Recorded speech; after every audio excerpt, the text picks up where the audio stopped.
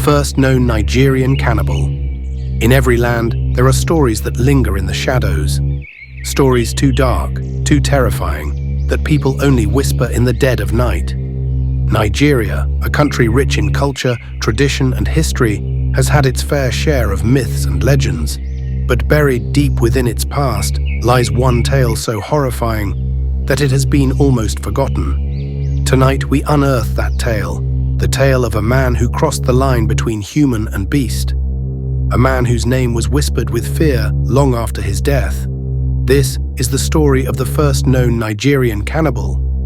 He was born in the late 1800s during a season of famine in a quiet farming village somewhere along the banks of the River Niger.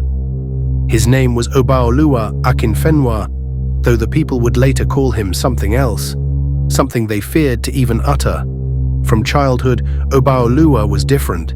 His eyes always lingered longer on the slaughter of animals. While other children turned away from blood, he smiled at it. When goats were killed for festivals, he would beg to keep the bones, and sometimes even the raw flesh. His mother recalled how as a child he never cried for milk like other babies. Instead, he would bite her, leaving marks that startled the midwives. As he grew, his strangeness grew with him.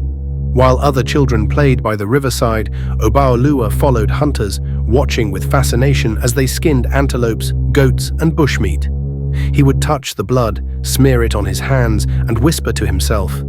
Elders noticed his strangeness, but in those times, strange behavior was often dismissed as the work of spirits. His mother said he was a child of the river, chosen, cursed, or perhaps both. But people excused him. In those times, misfortune was blamed on spirits, and strange children were often thought to carry destinies only the gods understood. But by the time Obaoluwa reached manhood, the whispers grew louder. Animals began to disappear. Then, goats disappeared from pens. Chickens vanished in the night. When bones were found near the forest, people blamed wild animals. But those bones were clean, picked, stripped in a way no animal would do. Villagers whispered that Obaoluwa ate alone too often, refusing to share his meals. They said they heard sounds of chewing long into the night, even when there was no firewood to cook with. At first, no one suspected Obaoluwa. He was quiet, hard-working, and kept mostly to himself. But then, strange disappearances began to haunt the village. Then came the first disappearance. A young hunter named Ekweme did not return from the forest. His family waited, torches lit, calling his name into the dark. Days later, only his bow and a piece of torn clothes were found outside his compound.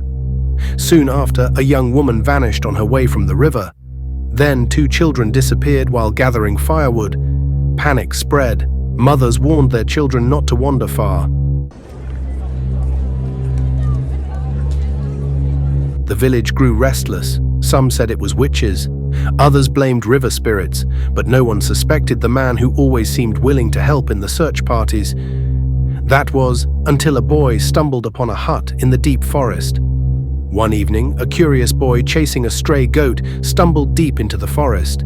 He saw smoke, a small hut hidden between iroko trees.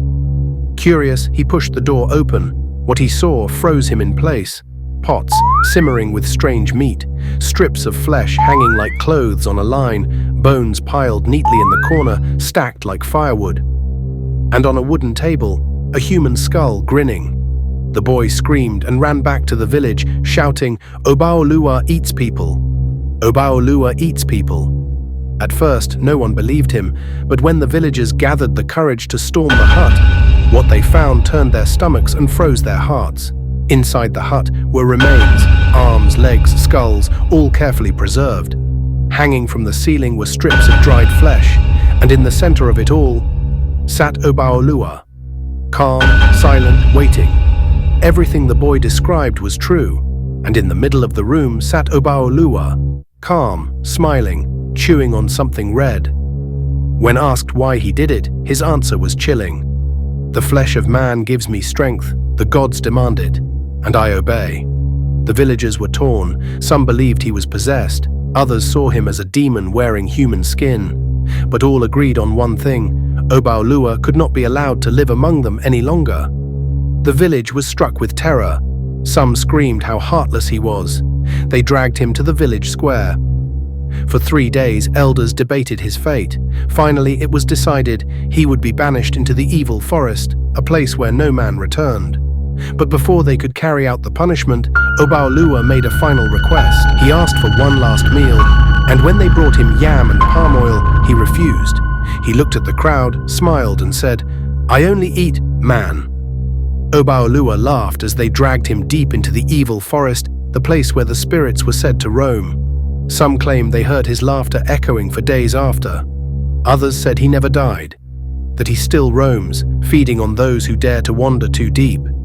To this day, in Obaoluwa, parents warn their children, never wander at night, never trust strangers with quiet smiles. Whether he was truly the first Nigerian cannibal or just a man consumed by madness, his story remains a reminder. Sometimes the greatest monsters are not spirits, not demons, not legends, but men. But one thing is certain, the story of Nigeria's first cannibal was born. Elders whisper that Okonkwo's curse still lingers, that cannibalism is not just hunger, but a sickness of the soul. And every so often, when someone vanishes without explanation, the villagers remember. They remember Okonkwo, the man who looked at his neighbors and saw only food. You have just heard the chilling tale of Nigeria's first known cannibal, a story that blends fear, history, and the darkest corners of human hunger.